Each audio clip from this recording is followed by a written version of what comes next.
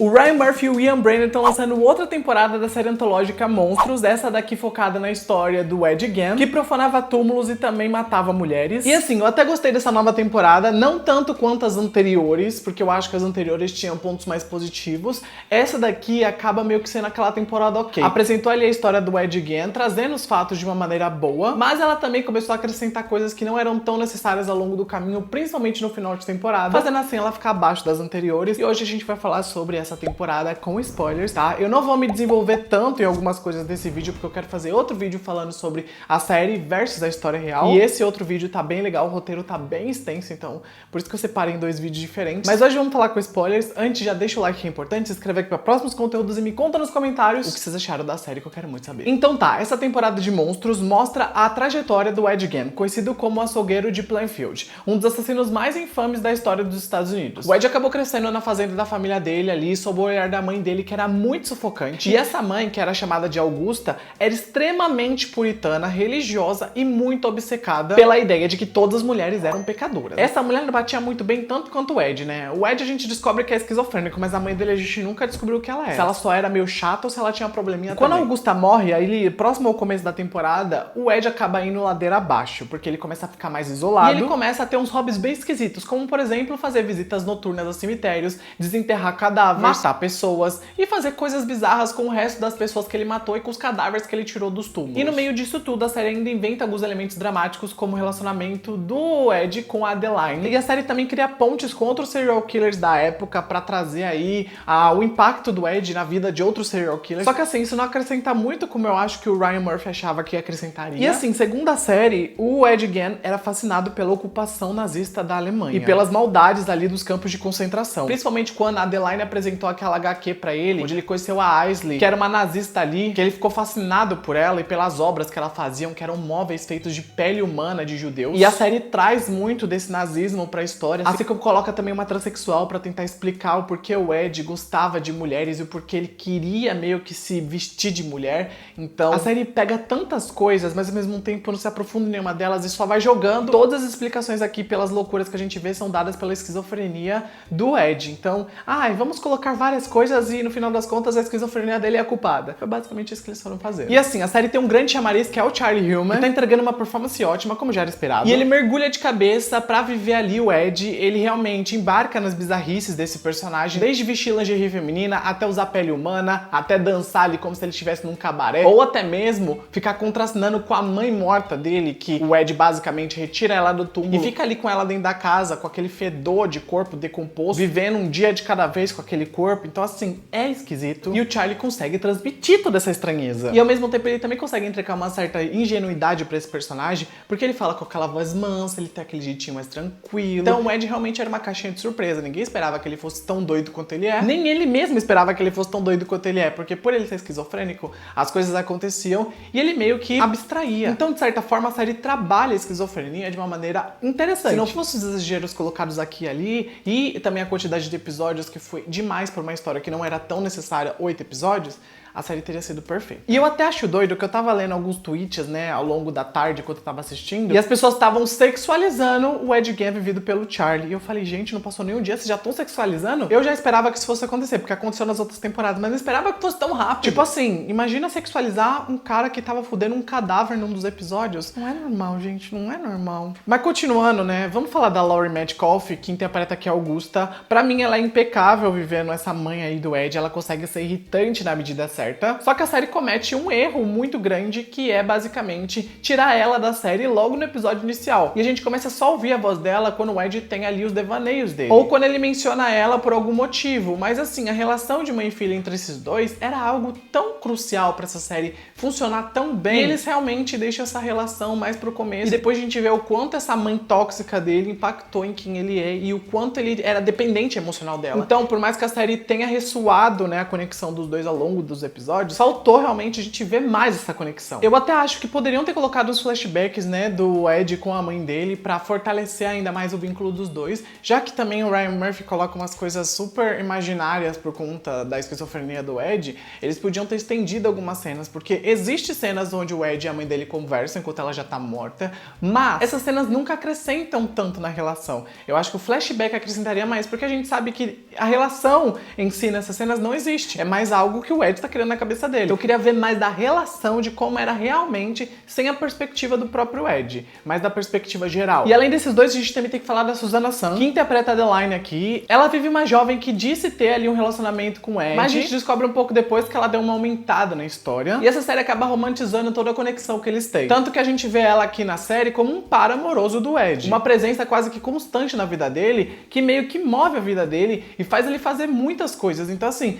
ela meio que é o condutor pra ele fazer várias coisas ao longo da temporada. Sendo que na real, essa conexão nem existiu. Então assim, a série dá uma aumentada na presença dela e coloca ela pra ser realmente um fio condutor para as ações do Ed acontecerem. E no geral, até que ela funciona pro propósito dela aqui, mas ela também parece só um recurso narrativo pra dar algum alívio em algumas situações ou movimentar cenas, ou até mesmo pra tentar humanizar o Ed. E vamos chegar nessa parte de humanizar o Ed daqui a pouco, porque eu acho que a série tentou demais humanizar o Ed em muitos momentos. Só faltava eles falarem, ai, tadinho dele, todo mundo erra, gente, ele tinha problema mental. E assim, não, ele tinha, mas não precisa ficar só apontando isso e, tipo, se escorar nisso. E a série tenta fazer isso, mas já a gente chega Porque antes eu preciso falar que o maior problema dessa série é ela não saber o que ela quer ser. Uma hora ela quer ser uma série sobre o relacionamento do Ed com a mãe dele, ok. Uma hora ela quer ser uma dramatização sobre o romance que o Ed teve com a Adeline, que nem existiu. Outra hora ela quer recriar ali as mortes que o Ed causou, mas ela também acrescenta outras mortes que o Ed não causou e que supostamente poderia ser ele, mas supostamente aqui na série meio que acontece realmente. Então assim, a série realmente vai embarcando nas teorias e só vai colocando. E também eles vão pra um lado onde eles querem mostrar o impacto do Ed na cultura pop. E aí no final das contas, a série é um pouco de tudo e parece que todas essas ideias só foram jogadas. Tanto que pra mim, quando eles começam a encher a narrativa de serial killer ali nos dois últimos episódios, foi a hora que eu larguei mão e falei,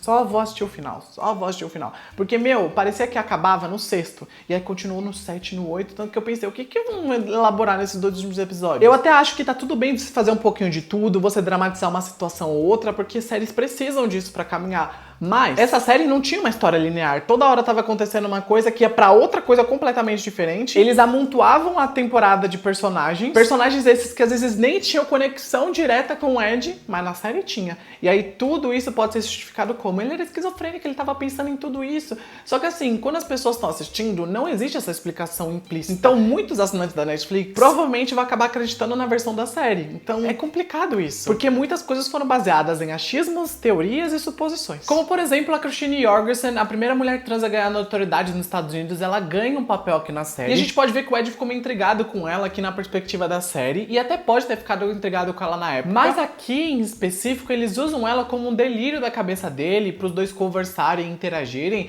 mas isso acaba mais confundindo o espectador do que ajudando ele. Se as pessoas talvez não prestam muita atenção, elas vão achar que realmente existiu uma ligação entre o Ed e a Christine que não existiu. Às vezes o Ed realmente pode ter se inspirado nela, né, pra tudo isso que tava rolando na vida dele, ele pode ter usado ela como uma musa em alguns momentos, mas isso não é comprovado. Então a série realmente trouxe isso mais pro lado do achismo. Assim como eles também trouxeram pro lado do achismo toda aquela convenção de serial killers que tem no final de temporada. E isso me incomodou um pouco. Primeiro porque eles usam parte do tempo dos últimos episódios para desenrolar esses assassinos, coisa que não era necessário. E depois eles colocam o Ed pra delirar com eles ao som de Honor of a Lonely Heart do Yes, um surto colorido e viajado toda essa cena que a gente vê dessa música. E a cereja do bolo de tudo isso foi ver meio que o Ed ajudando a polícia a encontrar o Ted Bundy. E toda essa abordagem, pra mim, foi surreal, gente. Surreal demais, porque que eu saiba, isso não aconteceu. E eu queria saber qual a necessidade do Ryan Murphy de colocar essa cena na série. Era pra conectar os anos 70, pra trazer ali a vibezinha da época e tentar ambientar a gente? Será?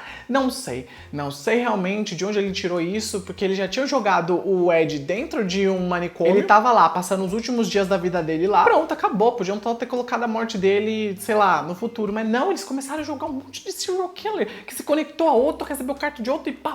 E eu imagino que todos esses dois últimos episódios foram focados em tentar limpar a imagem desse serial killer. Só faltava ele vestir a camisa branca e falar: quem me conhece sabe. Quem me conhece sabe, galera. Eu não bati o meio da cabeça, mas não era culpa minha.